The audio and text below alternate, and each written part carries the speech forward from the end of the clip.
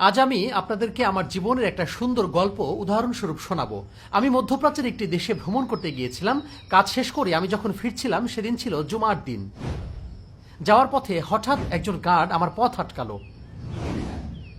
সে আমার পাসপোর্ট দেখে বলল, যেহেতু আপনার পাসপোর্ট জিম্বাবুয়ের, তাই আপনার ভিসা নিয়ে এই দেশে ঢুকতে হবে। তখন আমি খুব আশ্চর্য হয়ে বললাম, এটা কিভাবে সম্ভব? 10 দিন আগেই তো এই পথ দিয়ে গেলাম, তখন তো আমাকে কিছু বলা হয়নি। গার্ড তখন উত্তর দিল, এই নিয়ম নতুন করা হয়েছে 2 দিন আগে। আমি তখন খুব চিন্তায় পড়ে গেলাম, কারণ সেদিনই আমার ফ্লাইট ছিল। আল্লাহকে স্মরণ করা শুরু করলাম। আল্লাহকে বলছিলাম, হে আল্লাহ, আমি তো অনেক বড় বিপদে পড়েছি। আমার পরিবার ভিন্ন নাগরিকত্বের কারণে কোনো সমস্যা ছিল না, কিন্তু আমার কারণে তারাও বিপদে পড়েছে। আমাকে ফ্লাইট ধরতে হবে, ঘরে যেতে হবে। আল্লাহ, তোমার সাহায্য দরকার। তুমি বিপদ থেকে রক্ষা করার মালিক। ঠিক তখনই আজান শুরু হলো। মাশাআল্লাহ, তাকিয়ে দেখলাম পাশে একটা মসজিদ রয়েছে। আল্লাহর সাহায্য দেখুন, আমার কিছুই না। ইমাম তখন আলোচনা করছিলেন হতাশাগ্রস্ত ব্যক্তিদের সাহায্য করার সুফল নিয়ে। তিনি আলোকপাত করছিলেন আল্লাহ কিভাবে সেই ব্যক্তিকে সাহায্য করেন যে ব্যক্তি কোনো বিপদগ্রস্ত ব্যক্তিকে সাহায্য করে। ঠিক তখনই আমার পাশে বসা ব্যক্তি আমাকে সালাম দিলেন। আমিও তখন হাসি মুখে তার সালামের উত্তর দিলাম। কিছুক্ষণ আলাপ করলাম। আমার স্পষ্ট মনে আছে, সুবহানাল্লাহ, আমি কথা শুরুর আগে সালাম দিয়েছি, আবার কথা শেষ হওয়ার পরও সালাম দিয়েছি। তারপর আমরা সবাই কাঁধের সাথে কাঁধ মিলিয়ে এবং পায়ের পাতার সাথে পা মিলিয়ে সালাত কায়েম করলাম। নামাজ শেষে আবার আল্লাহর কাছে শরণাপন্ন হলাম আর বললাম, আল্লাহ, আমি জানি না কিভাবে, কিন্তু তোমাকে আমার সাহায্য করতেই হবে। মোনাজাত শেষে আমি মনে আশা নিয়ে বের হলাম। তবুও মনে আরেকটা প্ল্যান করছিলাম যে টিকিট ক্যান্সেল করে অন্য দেশ থেকে ফ্লাইটে আমার দেশে যাব। এই বিষয় নিয়ে আমি কাউন্টারে বসা লোকটির সাথে কথা বললাম। লোকটি শুনে বলল, এই ব্যাপারে একমাত্র বস পারবে সাহায্য করতে। তখন জিজ্ঞেস করলাম, আপনার বসের সাথে দেখা করতে চাই, উনি কি আছেন? লোকটি বলল, আছেন হয়তো।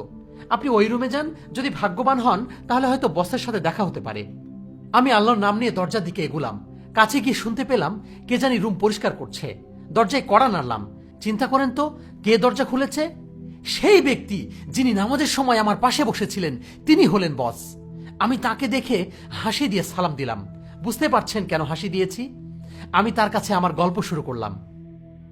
আমি মনে প্রাণে চেষ্টা করছিলাম তাকে বোঝানোর আমার দুর্দশার কথা, আর আল্লাহর কাছে দোয়া করছিলাম যাতে উনি বুঝতে পারে, যদি উনি একজন দয়ালু হয়ে থাকেন। তাকে বলছিলাম, আমি মাশাআল্লাহ আসলেই খুব বিপদে পড়েছি। আমি বিশ্বাস করি আল্লাহ আপনাকে আমার সাহায্যের জন্য পাঠিয়েছেন। আমি মনে করি আপনি আমাকে আল্লাহর হস্তে সাহায্য করতে পারবেন। তিনি আমার দিকে তাকিয়ে কিছুক্ষণ চিন্তা করতে থাকলেন। আমি নিশ্চিত ছিলাম তখন তার মনে ইমাম সাহেবের কথাগুলো মনে পড়ছিল।